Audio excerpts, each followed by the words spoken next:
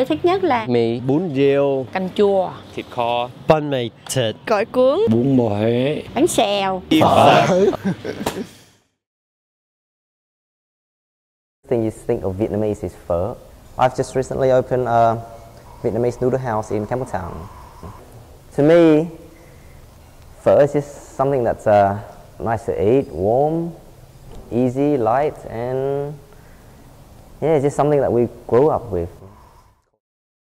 Ưa thích nhất của tôi đó là ca hát, taking photos, surfing the net, cờ tướng, Line dancing. starting out on the piano, cô gái, Gặp bạn bè. running, playing tennis. bác ngồi một mình.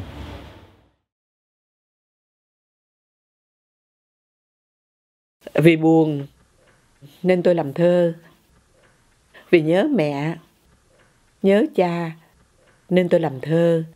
Nhớ quê hương và thương cho xứ sở nên tôi làm thơ. Ở đây làm thơ là một cách bày tỏ cái nỗi lòng của mình, tâm sự của mình. Người đồng hương của tôi là bản thân tôi, là cha tôi, là mẹ tôi. Thì tôi thấy là cái người Việt Nam là cái người dân tộc hiếu khách, dân tộc hòa nhã, biết thương yêu, biết nhường nhịn, biết chia sẻ. Thơ là một cách biểu tỏ, trang trải cái nỗi lòng của mình trên giấy. Những cái lúc tôi buồn phiền, ngay cả lúc tôi vui, tôi cũng mượn giấy bút để trang trải bằng những cái câu thơ. Trong tôi thì tôi cho là rất là dễ thương, và nó là một cái sự xoa dịu cho cái nỗi đau thương cá nhân tôi. We can play piano, đối với tôi, người Việt Nam là cần cù, slania, là dũng cảm. Everyone who comes over my house, we usually take the shoes off. very good at maths. I hang out with Vietnamese people, I guess. Và siêng năng. Gangster looks, I don't know, it's very typical images of Vietnamese. Chịu nói, chịu làm. Người Việt Nam luôn luôn muốn nước mình được tự do, bình đẳng. the fact that we're all related. Being a Nguyen.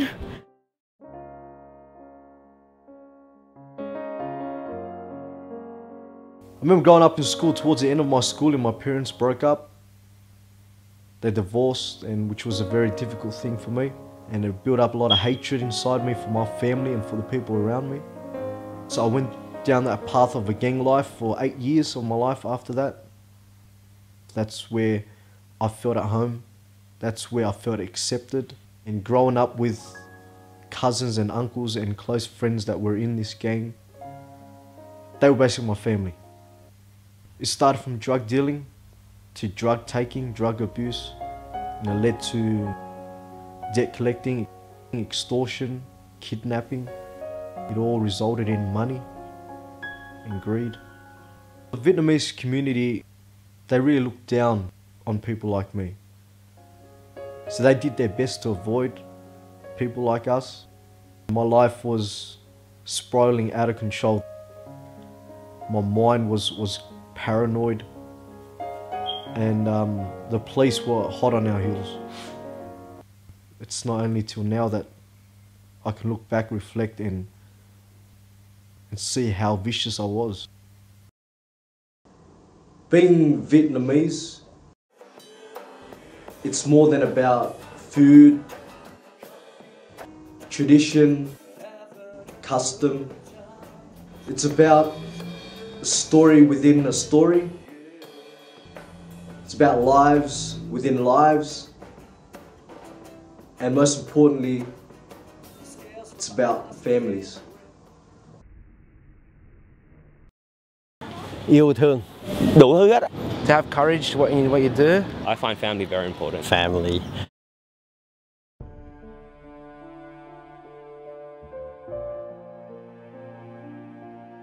In 1975, I was one of the Operation Lift babies that came over, in which countries flew orphans and flew babies in cardboard boxes out of Vietnam.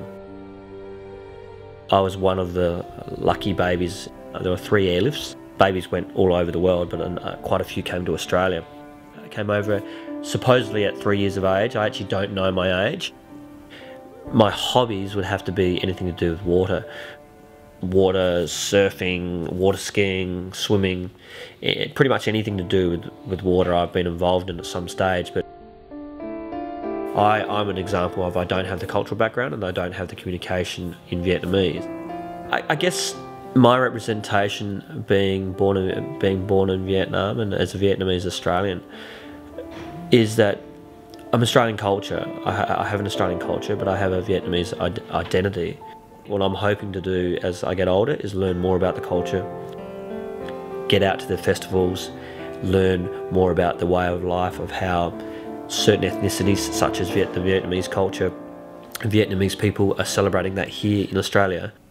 I haven't been back, and you've got to ask yourself, you know, I was born in Vietnam, why haven't I gone back?